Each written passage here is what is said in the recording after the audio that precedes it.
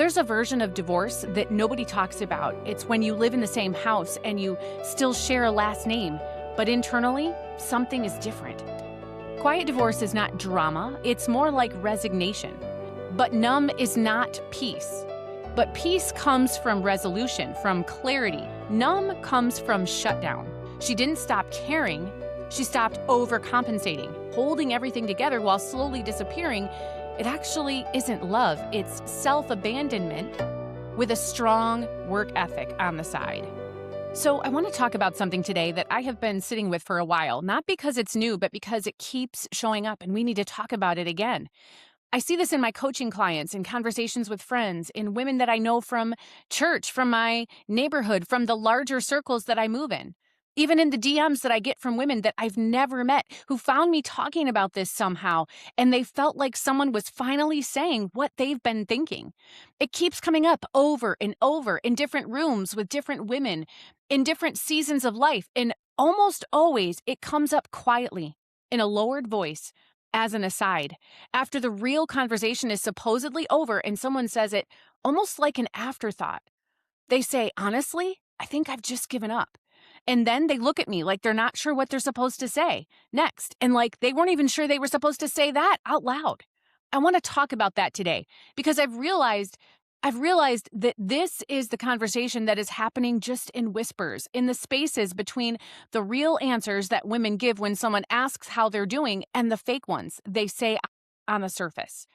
It's one of the most common things that I hear women talking about in midlife these days, and it might be one of the least talked about. There's a version of divorce that nobody talks about. It's when you live in the same house and you still share a last name. You still show up at the same dinner table, you sleep in the same bed, you move through the same routines. But internally, something is different, and that's what we're talking about today. So, what does it look like when you're living in the same house with the person that you've been living in the same house with for a long time? You're still going through the motions, you're still eating dinner together, you're still going through the same routines, you're going to the same events for your kids, maybe your grandkids, but internally something has shifted, something big has shifted. Essentially, you've left. Not dramatically, not with a conversation or a decision or a moment that you could specifically point to, just quietly, gradually, small surrender at a time, until one day you looked up and realized that you've stopped trying, you've stopped hoping, you've stopped bringing things up, you've stopped reaching. And the hardest part isn't the distance. The hardest part is that you don't even feel angry about it anymore. You just feel done. That's what we're talking about today. Not how to leave, not whether you should leave or stay, but what happens when a woman, a strong, responsible, deeply committed woman who loves her family, finally runs out of ways to keep trying. And why this is so much more common than anyone is willing to admit. Because if you're there now, or if you've been there, or maybe you're headed there, and you can feel it happening, I want you to know something first. You are not alone in this, not even close. And naming it is not the end of the story. It might actually be the beginning of finally understanding what your story is. And so we're going to talk about it. So I want to start by giving this concept a name. It is called quiet divorce. Now, know that this is not a legal term. It's not a clinical one. It's just the most honest description I have found for something that happens inside a lot of long-term marriages, especially the ones that look fine from the outside. And I do mean this happens a lot. And so one of the what I find the cruelest things about this particular experience is how isolated it makes women feel. You look around at everyone else's marriages and they all seem to be functioning. Nothing seems different. Nobody is talking about this at book club or at the school pickup line or at Sunday morning coffee. So you assume it's just you, but it's not just you. I hear this from women constantly, from the ones who've been married for a while, for decades even, the ones who've built lives together with their husbands and done what they thought was the hard work in figuring marriage out, from women whose marriages look solid from the outside, and women whose marriages have been rocky for years, from women who would never have in a million years used the word divorce, not even quietly, and women who've been thinking about it for longer than they've admitted to anyone. The shape looks different for everyone, but the feeling is remarkably consistent among women. Quiet divorce is not drama. It's not screaming matches or ultimatums or anyone packing a bag. It's more like resignation. It sounds like it is what it is, or this is just how he is, or nothing I say makes a difference anyway, or if I wanted something different, I'd have to leave, and I can't leave. And so she just stops. She stops bringing things up, stops asking for help, stops initiating conversations, connection, the hard topics that she used to push towards. She stops sharing the dreams she used to talk about. She stops fighting for what she needs, and it's not because she doesn't care, it's because she can't afford to care anymore. And there's a difference there, and it matters. So I've been here, not in a catastrophic way, but I know what it's like to kind of reach a point where bringing something up felt like more than I had in me, where the math of trying it just didn't work out anymore, where I looked at the energy that it would cost me to have the conversation versus the likelihood of anything actually changing, and I just didn't. And I told myself that I was being strong, that I was being pragmatic, that I was choosing my battles. But some of it was just giving up. And it took me a while to really figure that out. And then it took me a longer time to be honest about that.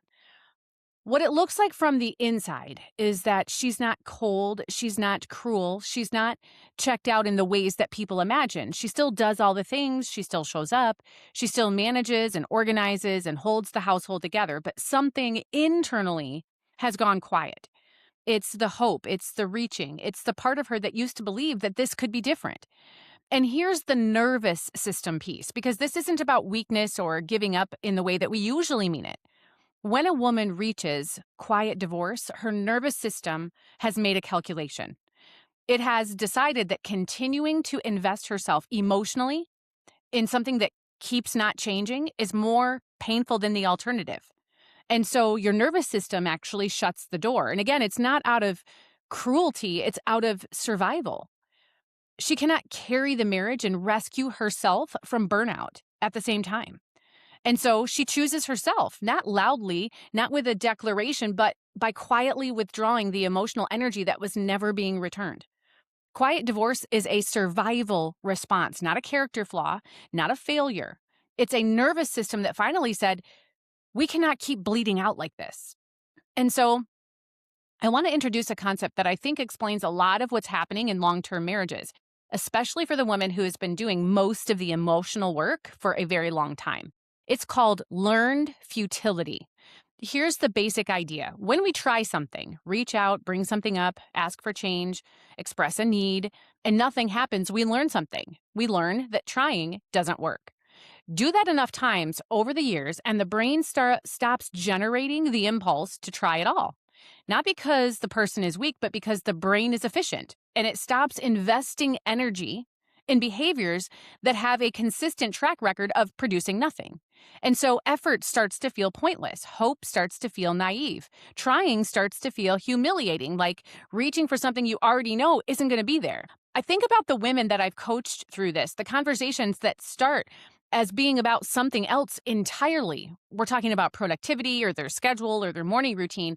And then 15 minutes in, we're actually talking about marriage, because the marriage underneath all of that stuff, the marriage underneath everything, it's at the context for all of it. And almost every single time, the story sounds like some version of the same thing.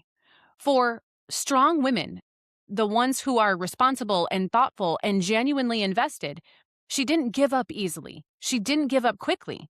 She did things like communicated clearly, calmly, repeatedly. She adjusted her approach when the first way didn't work. She lowered her expectations to meet him where he was. She explained herself until she was exhausted from explaining. Maybe she occasionally exploded and then felt ashamed about it. She forgave, she reset, she tried again. She went to therapy, she read the books, she listened to the podcasts. She brought up the same things in softer tones, different words, better timing, and still nothing fundamentally shifted. And at some point, she ran out of new approaches.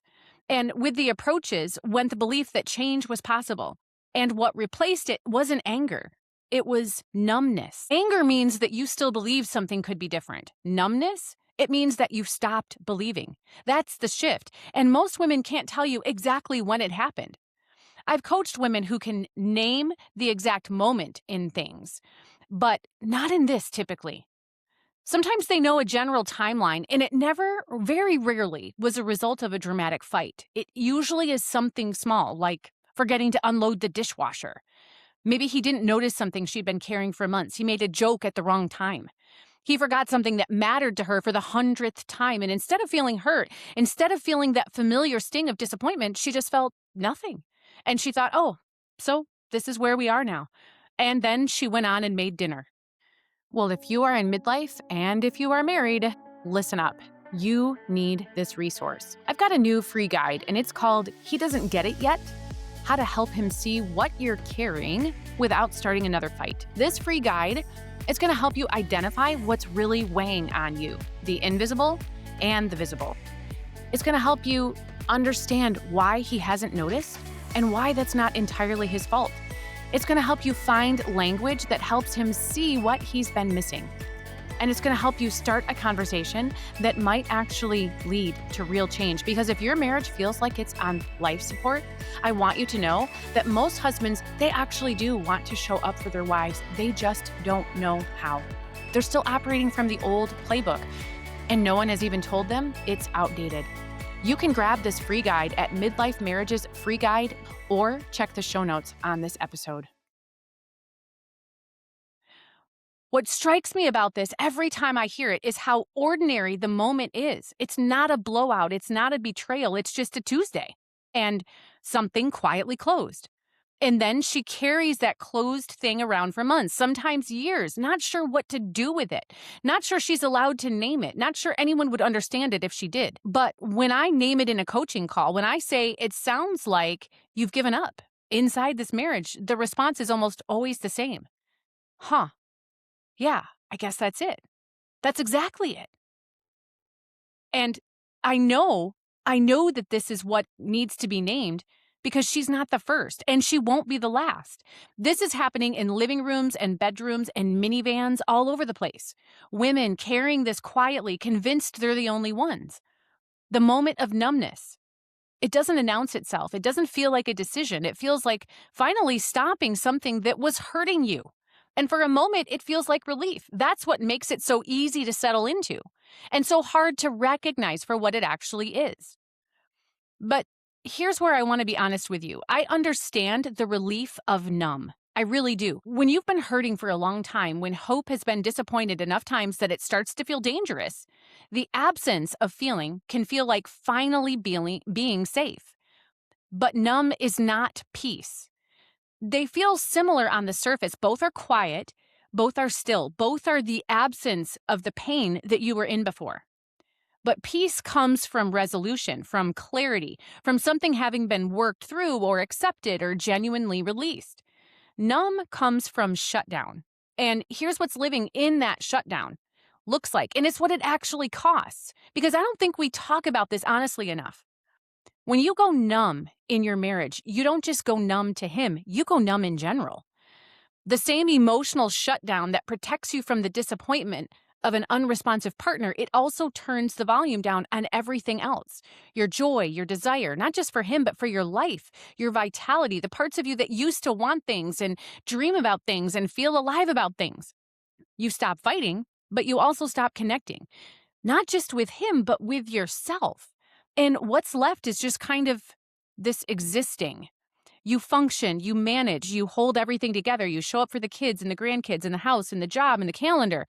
But somewhere along the way, the woman who used to feel alive, that used to have fire, the one who wanted things and felt things and pushed for things, she went quiet too. And you thought you were protecting yourself, and you were, but you were also disappearing. And those two things were happening at the same time, and nobody told you that that was the cost. And so I want to say something else here that needs to be said. If you have kids and they are watching you live this way, they are learning something. They are learning what a marriage looks like, what a woman's life looks like, what you do when things are hard and nothing changes. They're learning that you endure, that you manage, that you function. They are not learning that you matter, that your needs are worth fighting for, that a woman can look at her own life and decide she deserves more and actually go after it. I'm not saying that to add guilt to everything else that you're already carrying, but I'm saying it because sometimes the most compelling reason to stop disappearing isn't for yourself. it's for who's watching. And so I want to talk about how we got here because quiet divorce, it doesn't happen in a vacuum. And for most women that I work with, and honestly for me too, it's the end of a very long arc that started with overfunctioning. See, the thing is that most women don't usually check out early. What they do instead is compensate. They pick up the slack. They manage what isn't being managed. They carry what isn't being carried. And they do it so consistently, so thoroughly, so quietly that it becomes invisible to everyone around them and eventually to themselves. And so in a marriage, that looks like managing the house because if she doesn't, it doesn't get done. Managing the kids' schedules, their emotions, their needs, and his reactions to all of everything that's going on. Managing the calendar, the logistics, the planning, the remembering, managing the emotional temperature of the household, smoothing things over, keeping the peace, absorbing the tension, managing the repair after conflict, being the one who comes back, who apologizes, who tries again, managing her own expectations downward, over and over and over to avoid the disappointment of wanting something that he can't or won't give. And so she does all of this not because she wants to, but because she's capable of it. And because the alternative, which are things not being done or things falling apart or conflict escalating, feels worse than just handling it herself. And for a long time, it works. The household, everything functions, and the marriage stays intact. This is the part that I want you to sit with for a minute, though, because I think it explains something that women don't always have language for. When I talk about overfunctioning in my coaching programs and with my coaching clients, women recognize it immediately. Like immediately, before I even finish the sentence explaining what it is. And it's because they've been doing it for so long, it just feels like it's their personality. It feels like their identity. It's who they are. The responsible one, the capable one, the one who holds it all together. But it's not their personality, it's actually a pattern. But the good news here is that patterns can change. The problem is that by the time most women see it clearly, they're already at the other end of the spectrum. They've already spent everything. The bill has already come due.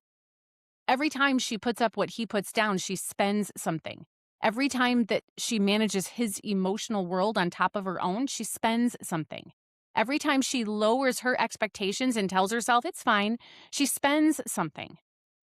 But one day that account is going to be empty. The pendulum swing is this. Quiet divorce is often the pendulum swinging back from years of overfunctioning. She didn't stop caring, she stopped overcompensating. And because overfunctioning had been holding really the relationship together, when she stops, everything feels different. And he notices, the kids notice. And she finally stops pretending that it was working. But here's the part worth kind of marinating on for a minute. Sometimes the marriage feels fine to him, functional, normal, not particularly troubled, because she was holding it all together. Her labor, emotional, logistical, relational, was so constant and so thorough that he never had to feel the weight of what wasn't being done, because it was being done, but by her. And so when she stops, when the overfunctioning finally collapses, he often doesn't understand what changed. From his vantage point, nothing was wrong. But from hers, everything has been wrong for years. And that gap between what he experienced and what she lived is one of the loneliest things that I've watched women try to figure out and try to bridge. I hear it in coaching calls. I hear it from friends over coffee. I hear it in the messages from women who send me responses when I talk about things like this. The same gap described in different words by women in completely different circumstances, but it's the same. And he had no idea, and she's been living it for years. And the distance between these two realities is where there is so much grief, and that grief is just living there. Now, I think it's important to say that she wasn't holding it together because it was easy. She was holding it together because she believed that that's what was required of her. And nobody told her that holding everything together while slowly disappearing, it actually isn't love. It's self-abandonment with a strong work ethic on the side. So, what we're talking about here today, this conversation, it's not telling you what to do here. It's not telling you how to react or respond to this information. These are things that you have to figure out, and they figure out to you entirely. And it requires far more conversations, and quite frankly, deeper ones than what we're having here. But what I'm telling you is this: where you take it from here, whether you do the hard work of rebuilding something real or eventually decide, I just truly can't keep doing this anymore, you cannot make that decision well from inside a state of numbness. You cannot think clearly from shutdown mode. You cannot make a decision about your life from quiet resignation. You cannot figure out what you actually want when the part of you that wants things has gone silent and has been inactive, which is why the first step is naming what's actually going on, like we've been doing here. It's saying it out loud, or at least to yourself.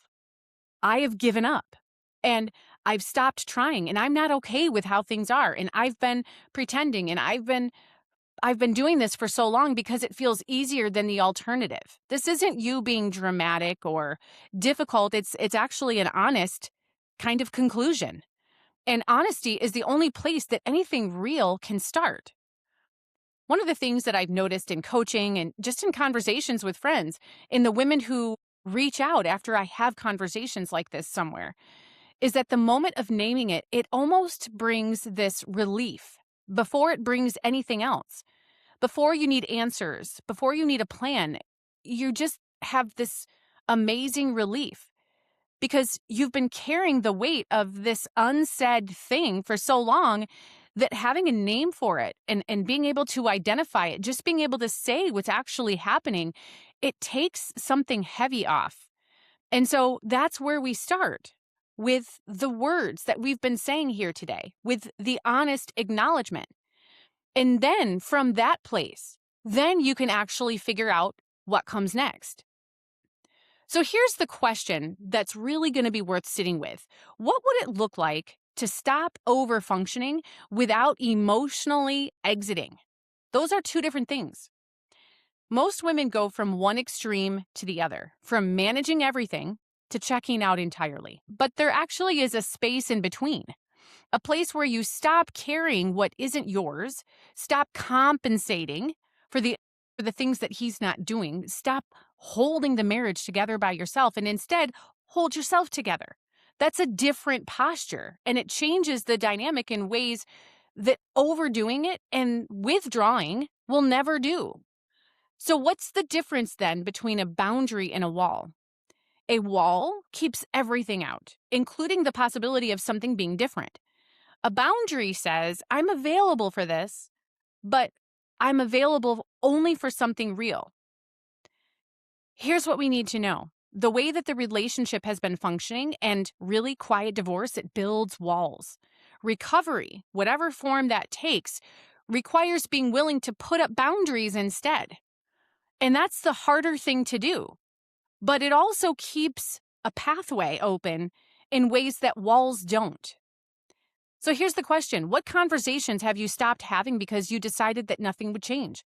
Not the ones that you've had 100 times that went nowhere, probably the ones that are underneath those conversations, the ones that feel too unavailable, too risky, too vulnerable, too exposing, the ones where you'd have to say what you actually need instead of what you've decided to settle for. Are you actually powerless in this relationship, or are you just exhausted?